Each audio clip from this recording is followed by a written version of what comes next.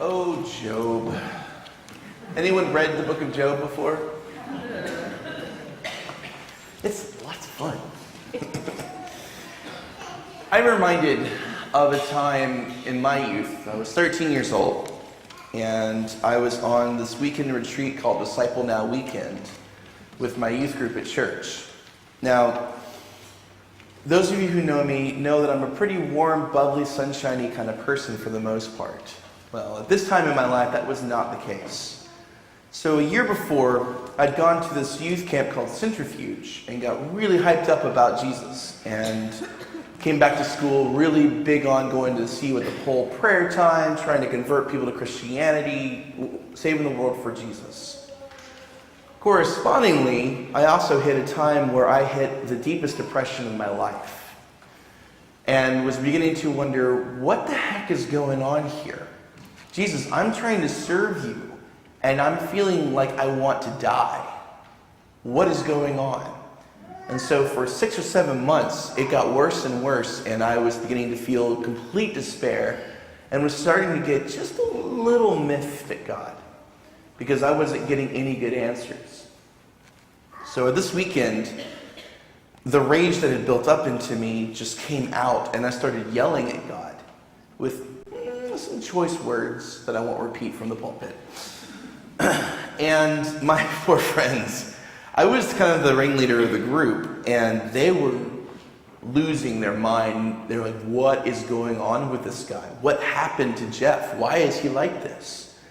And one of them said, that's it, I'm going to go get the parents whose house we were staying in, because they hopefully know what to do with this guy. And so I went off and talked to the parents, and they were wonderful. They were gracious, they were gentle, and asked me just what's going on, what are you feeling, what are you wrestling with? They didn't have a lot of answers, but they listened. Well, meanwhile, in the upper room, which is where the boys were staying on this trip, they all were going, God, what the heck is going on here? Please help us. Can we have something to work with here? And so they said, well, let's just open our Bibles and see what we get to. Now, it helps that Job is right in the middle of the Bible, but still, to a person, all 9 of them opened up the Bible to Job. And none of us had ever read the book before. And when they showed it to me when I came back up, it began a process of starting a deeper conversation with God. Obviously, things worked out well. I'm here now. But it goes to show that sometimes the unexpected ones are the ones that end up getting to the calling. But Job is a story that I want to expound on today beyond just the little snippet that we read today. It's a weird story, and the theology behind it is one that, if it's read at face value, in my opinion, leaves a lot to be desired and gives a very nasty taste in my mouth about who God is. Job was right to be saying, the Almighty has terrified me.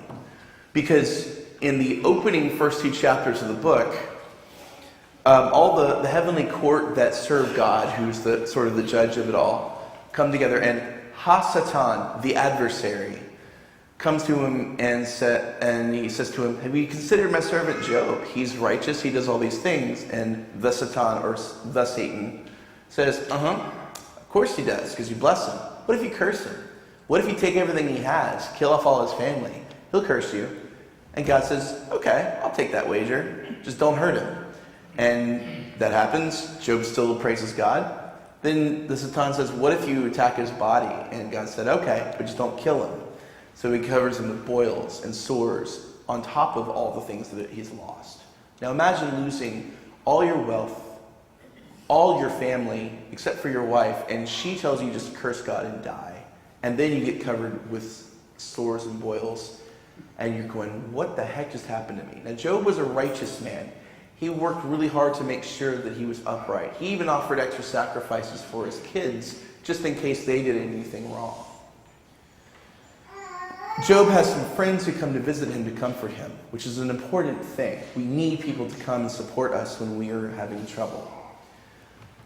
However, has anyone here been in a time of mourning and had someone come up and they're of the best intentions tell you, oh, well, that person you lost, it was just their time. God's called them back.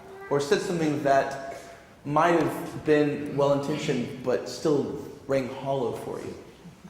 But this is what's going on in this story. His friends are following what is called the Deuteronomic Code. The Deuteronomic Code, which is found in Deuteronomy, is pretty simple. It's, if you do good, God will bless you. If you do bad, God will curse you. So his friends are going, Joe, really sorry you're in this position, but what did you do? You had to do something to deserve this. There is no way God would allow such horrible calamity to happen to you if you're really a righteous person. Come on, man. Fess up. What did you do? And Job said, no, I'm innocent. God has to answer to me. I like that Job gives us permission to go, God, what gives? You need to give us an account. We have the right to question and wrestle with God that way. Now, besides the rather lackluster ending to Job, where God comes in and says, oh yeah, Job? Yeah, were you there when I created the universe? Were you there when I created the sea monsters? Did you put the lights in the sky? Can you claim any of all these great things that I've done? No? All right, sit down and shut up. Here's replacements for all that you lost. Now, problem is you can't really replace family, but it replaces livestock, that sort of thing. What I like about Job's story is not so much the theology of where God is in this mix, but it's a challenge to this very simplistic idea that if you do good, you're going to be blessed, and if you do bad, you'll be cursed. It's sort of like the prosperity theology that's taken root in the United States in the last 30 years. It's this idea that if you have enough faith, just enough faith, and you pray hard enough, God will give you thousands of dollars in wealth and all these things. It doesn't always work that way. Another interesting thing is the story of the rich young ruler who comes up to Jesus. He was following the commands in the Torah that have to do with how he relates to people. Honor your father and mother. Don't steal. Don't commit adultery. Don't kill. Don't defraud yourself. But when Jesus says, you know what you need? You need to let go of your possessions and follow me. You need to give that away. Which is an enormous thing to ask. Keep in mind, if this guy was single, it'd be hard enough. But if he had a family to provide for, that could make the family's life much more difficult. So there's some very uncomfortable positions that are being held up in both of these stories. But what I like about Job is sort of what I like about what happened to me in this time where I no longer could hold on to this idea that if I serve Jesus, my life is going to be awesome. I'm going to be super excited like I was at camp. Oftentimes, if you follow God and do what God asks you to do, it puts you in very uncomfortable places. Anyone ever been there? I know I have. But one of the pieces that's really timely right now is that Job's friends were more concerned with preserving their preconceived understandings of who God is and how God works, that they were unwilling and unable to actually hear Job fully. They continued to reiterate their point and dig their heels in and stay entrenched in their own framework. And they missed the opportunity to hear what might be said about God. Or to hear what Job was actually trying to bring forward, which is a different story than they had heard. That sounds awfully familiar, doesn't it? We're in a time and place where different groups and different sides continue to dig their heels in to preserve, whether it be a theological perspective in religion, or a political perspective, whether it be a party side or a particular stance on an issue, where we are so unwilling as a culture to even entertain the idea that we might gain some wisdom or at least better understanding from those with whom we disagree or those who challenge the perspectives that we have grown up with or that we hold dear. But what if God is in that mix? What if God is giving us opportunities to expand our horizons, to expand our understanding of who God is and where God is and what God is doing in our lives by opening ourselves to hear a different perspective than the one that makes us feel comfortable. If we're staying comfortable, we're probably not really wrestling with our faith much. And I'm not saying that as a judgment, I'm saying that as the truth of my experience, is that as I continue to try to grow in what I want to learn, or what I feel like God has for me, it keeps pushing me out of my comfort zone.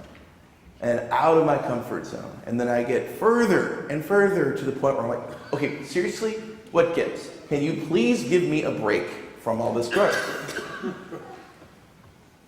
Nope. And I think that if the rich young ruler had done what Jesus asked, what would he have discovered that he could never discover because his possessions kept him? Now that doesn't mean that we need to sell everything we have, give it away, and follow God all the time. I don't know for sure. I think for this individual that was a particular thing. But what was it that Jesus was trying to get him to see that he couldn't let go of? Every time I think I've got it figured out, then God goes, over here, come on. Like, dude, seriously? We're in an exciting time as a church, whether it be the Episcopal Church, Christianity in general, St. Paul's, even as individuals, where God is continually blowing the breath of the Spirit into our lives and blowing us into different directions that we might not ever have imagined that we could go in. And it's hard work. Y'all know that. To hear what the Spirit is saying to us gives us support and love where we are, but it doesn't mean that we're going to be comforted all the time. And so the question that I'm curious about right now is, where is the Holy Spirit trying to nudge us to expand our horizons, to hear things from God that challenge our assumptions, that challenge what we've always known, or things that lead us into a new way of being or expanded way of being that actually brings us deeper in loving commitment to God, our neighbor, and ourselves? Where is God leading us as individuals, as a parish, as a community? In a world where people are digging their heels in and dismissing people because of disagreements, how do we dig our heels out and say, okay, God, what do you have to show me here? Not that I have to agree with someone, but where can I see God in ways I would not have expected? So the hope is that we take some time to ponder where God is leading us that is not expected. So Job's friends could actually listen to what he had to say and recognize that maybe God is bigger than their assumptions. Maybe the rich young ruler, if he had given away his possessions and sold them to the poor, how many people would have benefited from that, including himself? What is it that we're on the cusp of as a community that is leading us deeper into what it means to be the witness of God's beloved community here in Walnut Creek? Amen.